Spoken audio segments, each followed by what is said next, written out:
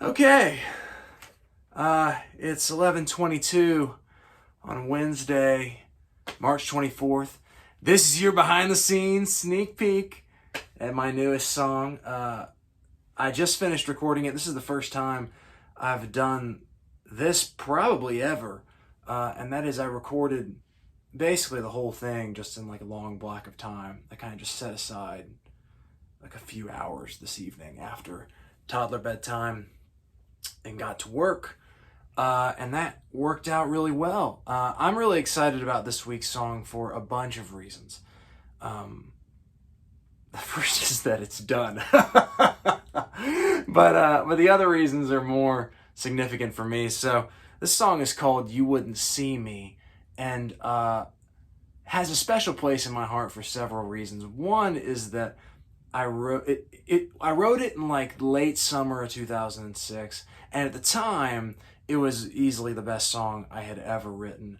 I wrote that at a time that I don't think I was listening to anything other than Rubber Soul by the Beatles. I think I had been binging it for several months, and wrote the song. There's a train in the background. Wrote the song. Was pretty happy with it. Happy enough actually that it's like the only sort of pure, serious original of mine that I played for a crowd in high school. I played it at one of these like weird like lunchtime concerts.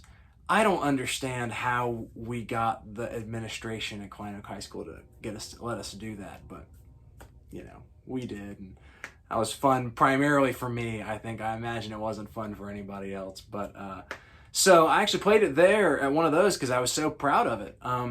And at that show, that performance, Mr. Derek Dahman came up to me afterward and said he loved the song and that it reminded him of the Beatles, which was a gross exaggeration and a very kind compliment that I took to heart when I rewrote the song. The original version is kind of funky. It's almost like it was written backwards in a strange way.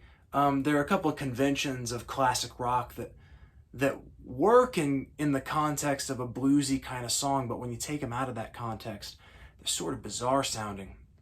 And so when I was reworking it, and I reworked it pretty significantly, my guiding light was how could I make this sound as much like a Beatles song as possible? And that's what I did when I wrote it. It's got some kind of ridiculous chords that are really, really fun. A very sort of bouncy, Sgt. Peppery kind of feel. And I just recorded it with what to me sounds like a very Beatlesy sound. It's got a big fat bass and a simple drum part and all the ingredients of that sort of 65 to 67 era Beatles sound. Anyway, I'm really excited about the way this turned out. And I'm excited to see if others think it sounds half decent. If it does, I'm probably not going to sprinkle all my recording over a solid week and just drag out the process. I may try to knock things out in blocks of time like I did tonight. So anyway, thank you to Derek Dahman for paying me an inspirational compliment, and to all of you who watch this or don't watch it or tolerate it in your Facebook feeds. I really appreciate it because I'm sure enjoying it. Appreciate your time, and see you on Friday when I post the song itself.